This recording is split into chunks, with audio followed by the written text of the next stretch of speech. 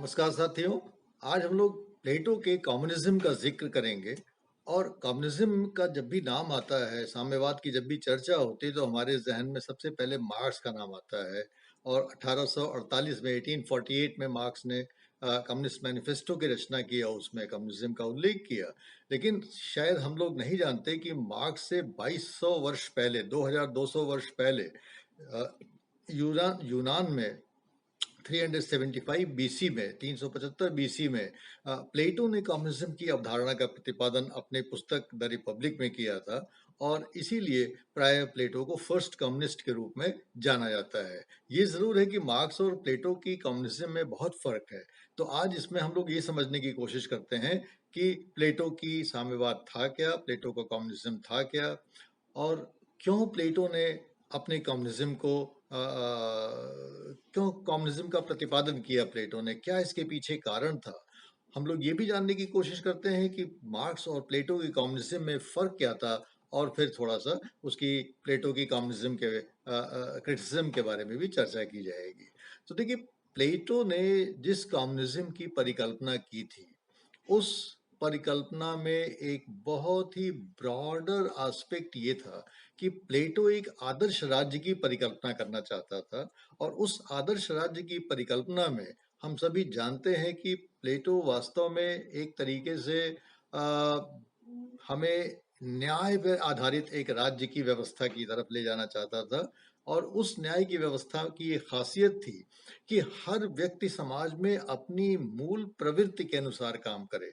प्लेटो ने एक ऐसी शिक्षा पद्धति का प्रतिपादन किया था जिस शिक्षा पद्धति के द्वारा उसका मानना था कि हम मनुष्य की मूल प्रवृत्ति को पकड़ सकते हैं। और उसने प्लेटो ने माना था कि मनुष्य की मूल प्रवृत्ति में तीन तरह की प्रवृत्तियां होती हैं। एक तो उसको गोल्ड बोला उसने, दूसरा सिल्वर बोला, और तीसरा ब्रैस बोला। अर्थात गोल्ड वो लोग होते हैं जो विवेक में डोमिनेट करते हैं, सिल्वर वो लोग होते हैं जो शौर्य में डोमिनेट करते हैं, और ब्रास वो लोग होते हैं जो उत्पादकता में डोमिनेट करते हैं। तो ये तीनों प्रवृत्तियां हर मनुष्य में पाई जाती हैं, लेकिन उसकी जो डोमिनेंट प्रवृत्ति होती है उसको पकड़ने की जरूरत है। और उसी के अनुसार उसको या तो शासक बनाया जाए अगर वो बुद्धि में प्रधान है, अगर उसको सैनिक उसको बनाया जाए अगर उस पर शौर्य का प्रधान है, और उत्पादक बनाया जाए अगर उसमें उत्पादकता की प्रधानता है। ऐसा वो मानता था। और इस तरीके से उसका मानना था कि अगर पूरे समाज में तीन कैटेगरी के लोगों को बांट दिया जाए अपनी डोमिनेंट प्रवृत्ति के अनुसार, तो एक वर्ग जो है शासक करेगा, दूसरा वर्ग प्रतिरक्षा करेगा अर्थात सैन्य का कार्य करेगा, और तीसरा वर्ग जो है वो उत्पादन का कार्य करेगा। और समाज में हर व्यक्ति को अपनी डोमिनेंट प्रवृत्ति के अनुसार काम करने का मौका मिलेगा, जिससे कि व्यक्ति में भी न्याय होगा और समाज में भी न्याय होगा, क्योंकि सब लोग अपना अपना काम अच्छे ढंग से करेंगे। इस प्रकार की एक परिकल्पना उसने की थी। लेकिन उसका ये मानना था कि जो शासक वर्ग होता है अर्थात जो गोल्ड डोमिनेंट होता है, रीजन डोमिनेंट होता है, और जो सैनिक वर्ग होता है अर्थात जो सिल्वर डोमिनेंट होता है, या उसमें एक प्रकार से शौर्य की प्रधानता होती है, ये संरक्षक वर्ग के रूप में उसने दोनों को क्लासिफाई किया। और ये माना कि इन लोगों पे और ज्यादा जिम्मेदारी इसलिए होती है क्योंकि ये पूरे समाज की प्रतिरक्षा करते हैं, पूरे समाज की सुरक्षा करते हैं, तभी पूरे समाज का कार्यक्रम ठीक से चलता रहता है। लेकिन उसने ये माना कि ऐसा जरूरी है कि ये जो संरक्षक वर्ग है, जो कि शासन करता है और जो कि प्रतिरक्षा करता है, ये भ्रष्ट न हो, ये ऑनेस्ट हो। और ऑनेस्ट हो और भ्रष्ट न हो, इसके लिए जरूरी है कि इनके ऊपर कुछ बंदिशें लगाई जाए। और वो बंदिशें क्या है, वो उस बंदिशों का नाम प्लेटो ने कम्युनिज्म दिया। और कहा कि दो बंदिशें लगाई जानी चाहिए। एक तो ये कि इनके पास कोई व्यक्तिगत संपत्ति नहीं होनी चाहिए, इनकी साझा संपत्ति होनी चाहिए। और दूसरा कि इनका कोई व्यक्तिगत परिवार नहीं होना चाहिए, अर्थात इनके व्यक्तिगत पत्नी पति या बच्चे न हो, इनके एक साझा पत्नी पति और बच्चे हों। इस प्रकार से communism of wifes and children and communism, जिसको हम कम्युनिज्म ऑफ फैमिली कहते हैं, और कम्युनिज्म ऑफ प्रॉपर्टी, ये दो चीजों की अवधारणा को लेके प्लेटो चला है। और इस प्रकार से संरक्षक वर्ग के लिए अर्थात जो सैनिक हैं और जो शासक हैं, इन दोनों के लिए उसने साम्यवाद की परिकल्पना की है। तो आइए देखते हैं कि प्लेटो ने जो परिकल्पना की है कि संपत्ति का साम्यवाद और परिवार का साम्यवाद, उसका स्वरूप क्या है। देखिए, जो संपत्ति का साम्यवाद है, उस संपत्ति के साम्यवाद में 2 चीज़ें ख़ास तौर से हो गईं। पहली चीज़ कि ये संरक्षक वर्ग पे लागू होगा अर्थात शासक और सैनिक वर्ग पे लागू होगा और दूसरा कि ये केवल 2 चीज़ों पे कंसंट्रेट करेगा और उसकी साम्यवाद अर्थात उसकी साझा ओनरशिप की बात करेगा और वो है व्यक्तिगत संपत्ति और वो है परिवार। तो इस प्रकार से कहने का मतलब ये है कि प्लेटो ने ये परिकल्पना की कि जो शासक वर्ग होगा और जो सैनिक वर्ग होगा, इन दोनों के पास अपनी कोई भी व्यक्तिगत संपत्ति नहीं होगी। ना उनका कोई सैलरी होगा, ना उनका कोई बैंक बैलेंस होगा, ना उनका कोई लैंड होगा, ना उनका कोई मकान होगा, ना उनकी कोई और प्रॉपर्टी होगी, ना हीरे जवाहरात रख पाएंगे, ना वो गोल्ड रख पाएंगे, ना सिल्वर रख पाएंगे। किसी प्रकार के प्रेशियस मेटल अर्थात कोई भी ऐसी चीज नहीं होगी जिसको कि वो कह सकें कि ये हमारा है। तो फिर भाई जब उनका कोई इनकम ही का जरिया नहीं है तो उनका काम कैसे चलेगा? प्लेटो ने कहा कि हाँ, वो देखना हमारी जिम्मेदारी है, वो राज्य की जिम्मेदारी है। राज्य उनकी सारी नीड्स को देखेगा और देखेगा कि किस प्रकार से उनकी नीड्स की पूर्ति करती जाए, अर्थात उनको भोजन की, उनके वस्त्र की, उनके आवास की, उनकी और दैनिक जीवन में जो जरूरतें हैं वो सारी की सारी चीजें प्लेटो कहता है कि राज्य मुहैया कराएगा, राज्य इंश्योर करेगा और वो साझा बैरकों में रहेंगे, हाँ, साझा वो भोजन करेंगे और हर प्रकार की उनकी नीड्स जो है वो एक प्रकार से राज्य उसकी देखरेख करेगा। इसलिए उन्हें किसी प्रकार की कोई चिंता करने की आवश्यकता नहीं है कि साहब उनका बैंक बैलेंस है कि नहीं बैलेंस है। और इस प्रकार से जो भी शासक वर्ग में है और जो भी सैनिक वर्ग में है, उस शासक और सैनिक वर्ग के पास कोई व्यक्तिगत संपत्ति नहीं होगी।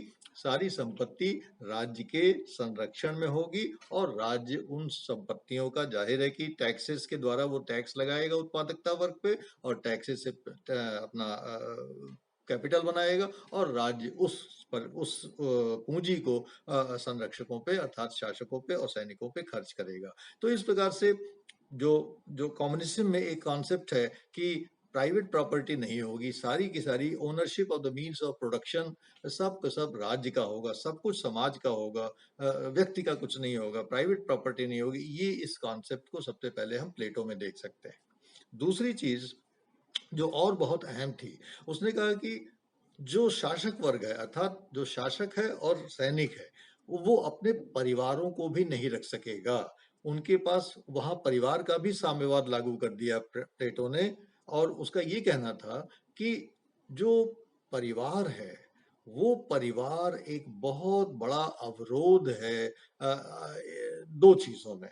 पहली चीज कि वो व्यक्ति को अपने कार्य से विमुख करता है, अर्थात अगर घर में आपका परिवार है, बीवी बच्चे हैं, तो आप डिस्ट्रैक्ट होते हैं, ऐसा प्लेटो का मानना था। और दूसरा उसका ये कहना है कि जो संपत्ति है वो डिस्ट्रैक्ट करती है।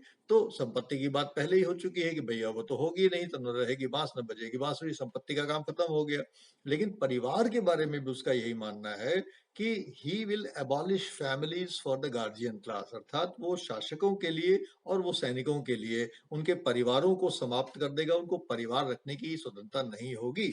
तो अब सवाल यह है कि परिवार का तो एक पर्पस ये भी होता है कि प्रोक्रिएशन, प्रोडक्शन ऑफ चिल्ड्रन, तो ये कैसे होगा?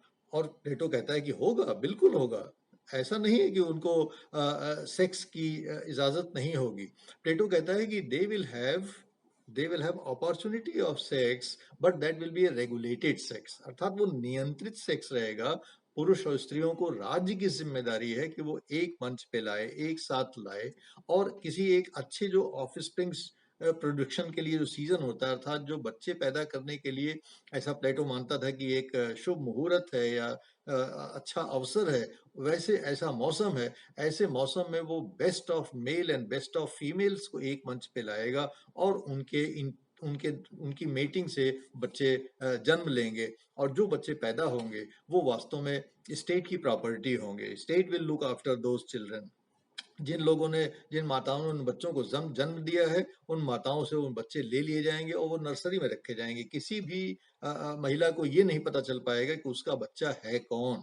हाँ, अगर जब उसको दूध पिलाने की इच्छा होगी तो वो किसी भी बच्चे को, अगर मान लीजिए 100 बच्चे एक सीजन में पैदा हुए तो स्टेट नर्सरी में रखे हुए हैं, आप जाइए किसी भी बच्चे को दूध पिलाइए, दूध ही तो आपको पिलाना है। प्लेटो कहता है कि इट डज़न्ट मीन कि आप अपने ही बच्चे को दूध पिलाएँ, क्योंकि आप तो पहचान ही नहीं पाओगे कि आपका बच्चा है उन 100 बच्चों में कौन।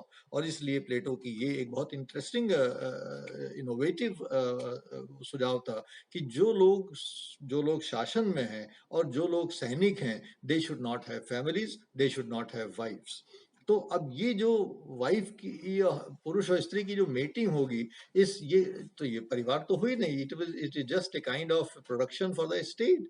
और इस प्रकार से फैमिली न होते हुए भी प्लेटो बच्चे पैदा करने की एक व्यवस्था, स्टेट कंट्रोल्ड बच्चे पैदा करने की व्यवस्था करता है। और वो बच्चे उन माता पिताओं के नहीं होंगे जो उनको पैदा करेंगे, बल्कि वो बच्चे उन राज्य की संपत्ति होंगे। और जब वो बच्चे राज्य की संपत्ति है, तो जाहिर है कि वो सारे के सारे बच्चे राज्य की एक प्रकार से सुरक्षा और राज्य की रिस्पॉन्सिबिलिटी में रहेंगे। और एक चीज और बड़ी इंटरेस्टिंग प्लेटो यहाँ कहता है, वो बताता है कि जितने भी पुरुष और स्त्री बेस्ट हैं, उनको राज्य एक दूसरे से मिलवाएगा। और ऐसा करने में वो बड़ी इंटेलिजेंट मीन्स को अपनाएगा, जिससे कि किसी को यह न लगे कि वो जानबूझ के किसी एक स्त्री या एक पुरुष से वंचित हो गया है। और इस प्रकार से इस बात को राज्य कुछ इस तरीके से रखेगा कि लोगों को ये लगे कि अगर किसी स्त्री या पुरुष से उसका संपर्क नहीं हो पा रहा है, तो ये उसका अपना दुर्भाग्य हो सकता है। इस प्रकार की चीजें प्लेटो ने किया है। और वो ये बताता है कि भाई इसका जो सीधा साधा मतलब ये है कि I want to improve the race, क्योंकि उस समय यूनान में छोटे छोटे राज्य हुआ करते थे और सैनिकों की बहुत आवश्यकता हुआ करती थी। और सैनिक तभी हो सकते हैं जबकि वो बहुत ही बलशाली हों, अच्छे बच्चे पैदा हों। और इसलिए उस समय यूनान के जो नगर राज्य हुआ करते थे, जिसको हम पोलिस कहते हैं, उसमें जो इन्फेंटिसाइड्स था वो बहुत कॉमन था। अर्थात बच्चे अगर आपके गड़बड़ निकल गए हैं, बच्चे अगर डिफॉर्म्ड हैं, बच्चे बैड शेप में है, बच्चों में कोई कमी है, तो उस समय इन्फेंटिसाइड का चलन था। अर्थात उस बच्चे को समाप्त कर दीजिए, उस बच्चे को रखने की कोई आवश्यकता नहीं है। राज्य कहता है कि the state would own only those children जो कि हृष्ट पुष्ट हैं, जो कि अच्छे हैं, जो अच्छे राज्य के लिए अच्छे नागरिक बन सकते हैं, जो राज्य के लिए अच्छे सैनिक बन सकते हैं, राज्य के लिए अच्छे शासक बन सकते हैं। राज्य उनकी पूरी सुरक्षा और पूरी जिम्मेदारी लेगा। और इस प्रकार से एक अजीब सी परिकल्पना प्लेटो करता है communism of wifes and communism of husbands and communism of children की, जिसमें कि कोई एक व्यक्ति किसी एक व्यक्ति का न तो पति होगा और न पत्नी होगा। कोई भी पति पत्नी ये नहीं कह सकेंगे कि ये फला बच्चा हमारा है। और इस प्रकार से जो शासक है और सैनिक हैं, वो सब एक दूसरे में से मेट करेंगे और उसके बाद वो अपना तुरंत जो है ड्यूटी पे लौट जाएंगे। They will produce for the state, and once the babies have been produced, they will all go back to their work and they have nothing to worry about the children की कैसे पाला जाएगा। तो ये एक बड़ी इंटरेस्टिंग बात है। प्लेटो में वो सारे बच्चे भी अपने को महसूस करेंगे कि हम सब ब्रदर्स और सिस्टर्स हैं, और उसमें किसी की बच्चे में ये भी भाव नहीं आएगा कि ये फलाना मेरे पिता है और फलाना मेरी बातें हैं। They are all brothers and sisters, and in a way the state is their protector, their state is their guardian. ये सारी की सारी चीजें करने में प्लेटो ने दो तीन चीजों को हाईलाइट किया है। पहली चीज तो ये कि भाई प्रॉपर्टी का और जो फैमिली का करप्टिंग इन्फ्लुएंस होता है लोगों के काम करने पे, वो बहुत इंपॉर्टेंट है और प्लेटो कहता है कि उसको समाप्त किया जाना चाहिए। और दूसरी ये कि उसने एक बड़ी इसमें खास बात कह दी है, जिसको कि हम अप्रिशिएट भी कर सकते हैं और नहीं भी कर सकते हैं। लेकिन उसने पहली बार यूनान में एक प्रकार से जो I would call Plato the first feminist also, क्योंकि यहाँ पे वो फीमेल्स को भी ये अधिकार दे रहा है कि if they are dominant in reason they can be rulers, if they are dominant in spirit they can be warriors. अर्थात महिलाएं भी शासक हो सकती हैं, महिलाएं भी सैनिक हो सकते हैं। ये कहने वाला प्लेटो पहला व्यक्ति है, और इस प्रकार से ही can be said to be the first feminist. दूसरी चीज कि वो भी इंडिकेट कर रहा है कि जो महिलाओं की पोटेंशियल्स हैं, उसको आप वेस्ट क्यों करते हैं। उनको आप वेस्ट कर देते हैं। अगर महिलाएं केवल घर में रहेंगी, खाना बनाएंगी, चूल्हा चक्की करेंगी, बच्चा पालेंगी, तो उसमें फिर उनकी उसका कहाँ उपयोग कहाँ हम कर पाए। तीसरी चीज वो ये कहता है कि जिन लोगों को भगवान ने गोल्ड और सिल्वर अर्थात रीजन और ये शौर्य, ये दो गोल्ड और सिल्वर जैसे तत्व दिए हैं, आंतरिक तत्व दिए हैं, उनको वाह गोल्ड और सिल्वर की क्या आवश्यकता होनी चाहिए। Raj will take care of them all. तो राज उसको देखेगा कि उनको कहीं कोई किसी प्रकार की दिक्कत ना आने पाए। और इस प्रकार से जो आर्गुमेंट है प्लेटो के, कि वो एक प्रकार से फैमिली और प्रॉपर्टी की कम्युनिज्म के लिए वो इकोनॉमिक नहीं है, बल्कि वो मॉरल, पॉलिटिकल और साइकोलॉजिकल हैं। मॉरल इसलिए कि हर क्लास जो जिसके लिए बेस्ट फिटेड है वो करे, अर्थात आप if you are gold you rule, if you are having silver if you fight for the state, and if you are a producer you produce for the state. एक तो ये चीज हो गई। दूसरी चीज हो गई कि प्लेटो ये भी कह रहा है कि आप जो है एक इंडिविजुअल के रूप में अपने को मत सोचिए, you are a part of the collective. आजकल हम लोगों में इंडिविजुअल सोचने की प्रवृत्ति बहुत हो गई है, लेकिन प्लेटो कह रहा है कि इंडिविजुअल के रूप में हम सोच के कहीं नहीं पहुंच सकते, हमको समाज के लिए सोचना चाहिए, हमको देश के लिए सोचना चाहिए, हमको राज्य के लिए सोचना चाहिए। और वो कह रहा है कि we are all part of the collective and we must subordinate our individual self to the collective, अर्थात हम अपने व्यक्तिगत स्वार्थ को सामूहिक सामाजिक जो हित है उससे उसके अंदर रखें और अपने जो व्यक्तिगत हित हैं और व्यक्तिगत स्वार्थ है उसको भूल जाए। और तीसरी जो इम्पोर्टेंट चीज है कि इसी से न्याय की संभावना है कि भाई जो प्रोड्यूसर्स हैं वो प्रोड्यूस कर रहे हैं उसमें आप इंटरफियर मत करिए, अब आप भी प्रोडक्शन मत करने लगिए, आप भी प्राइवेट प्रॉपर्टी मत इकट्ठा करने लगिए, आप भी परिवार मत चलाने लगिए। आप तो केवल और केवल वो काम करिए जिसके लिए you are born, that means you be an a soldier, you be a guardian. अब जल्दी से प्लेटो और मार्क्स के कुछ डिफरेंसेस देख लेते हैं कि मार्क्स में एक बहुत कॉम्प्रिहेंसिव, जैसा कि हम सभी लोग जानते हैं कि एक कॉम्प्रिहेंसिव कम्युनिज्म की एक परिकल्पना की गई जो सभी पर लागू होती है, पूरे स्टेट पर लागू होती है, पूरे समाज पर लागू होती है, हर व्यक्ति पे लागू होती है। लेकिन प्लेटो की जो कम्युनिज्म है वो सिलेक्टिव कम्युनिज्म है, वो सब पे लागू नहीं होती है, वो पार्शियल कम्युनिज्म है, एक लार्जर सेक्शन ऑफ सोसाइटी अर्थात जो प्रोड्यूसर्स हैं, जो उत्पादक हैं, वो उससे वंचित हैं। तो पहली चीज तो हमें ध्यान रखना है कि प्लेटो के समाज में, आदर्श राज्य में तीन कैटेगरीज हैं, शासक, सैनिक और उत्पादक। तो कम्युनिज्म केवल शासकों को और सैनिकों को इम्पैक्ट करता है, उत्पादक उसकी स्कीम से अलग है। दूसरी चीज कि मार्क्स ने कम्युनिज्म की परिकल्पना इक्वालिटी के लिए की है, समानता के लिए की है, लेकिन प्लेटो ने समानता के लिए इसकी परिकल्पना नहीं किया है, प्लेटो ने इसकी जस्टिस के लिए परिकल्पना किया है। तीसरी चीज की प्लेटो मार्क्स में एबॉलिशन ऑफ क्लास की बात की गई है कि क्लास को खत्म हो जाना चाहिए, लेकिन प्लेटो उसको स्ट्रेंथन करता है कि क्लास को और स्ट्रेंथन करना है कि प्रोड्यूसर्स ही बने रहें और जो वेरियर्स हैं वो वेरियर्स बने रहें, जो शासक हैं वो शासक बने रहें। चौथी चीज कि मार्क्स क्लास प्योरिटी की बात करता है, वो सर्वहारा को अंत में केवल सर्वहारा अर्थात वर्गविहीन समाज की परिकल्पना करता है जिसमें कि कोई पूंजीपति नहीं रहेगा और प्योरिटी ऑफ क्लास हो जाएगी। लेकिन प्लेटो जो है रेशियल प्योरिटी की बात करता है, प्लेटो कहता है कि हम एक ऐसे समाज की परिकल्पना करना चाहते हैं जिसमें कि वास्तव में किसी प्रकार का ब्लड न हो और सब लोग प्योर ब्लड के हों। और अंत में marks withering away of the state की बात करता है, लेकिन प्लेटो आइडियलाइज करता है स्टेट को कि स्टेट को और अच्छा होना चाहिए। इसीलिए प्लेटो की आलोचना हुई है। अर्नेस्ट बार्कर ने इसको हाफ कम्युनिज्म कहा है और एरिस्टोटल ने कहा है कि भाई ये जो कम्युनिज्म है ये लोअर सेक्शन को एड्रेस नहीं करता और इस तरह की कोई सोसाइटी हम नहीं जानते जिसमें कि लोग बिना प्रॉपर्टी और फैमिली के रहे। कार्ल पॉपर ने बहुत आलोचना की है और ये कहा है कि इस प्रकार की समाजवाद से या इस प्रकार के साम्यवाद से यूनिटी का होना बहुत मुश्किल है और जो communism of wifes and properties हैं ये एक प्रकार का साइकोलॉजिकल कंफ्यूजन और डिस्टर्बेंस पैदा कर सकते हैं सोसाइटी में। और इसी जो रेशियल प्योरिटी की बात मार्क्स करना चाहता है, हो सकता है कि वो रेशियल प्योरिटी ना हो और इस प्रकार से उसकी आलोचना की गई है। तो मैं समझता हूँ कि ये जो कॉन्सेप्ट है कम्युनिज्म का जैसा भी है वो जाहिर है कि मार्क्स से तो डिफरेंट है, उसकी आलोचना भी की जा सकती है, लेकिन जो इसमें खास बात है वो ये है कि किस प्रकार से प्लेटो जो रूलिंग क्लास है, गवर्निंग क्लास है, जिसको गार्जियन क्लास कहता है, शासक और सैनिक, इनसे चाहता है कि ये ऑनेस्टी के साथ काम करें, डेडिकेशन के साथ काम करें, जिससे कि राज्य की यूनिटी बनी रहे, जिससे कि राज्य की सुरक्षा बनी रहे और जिससे आदर्श राज्य की स्थापना हो सके। Thank you very much.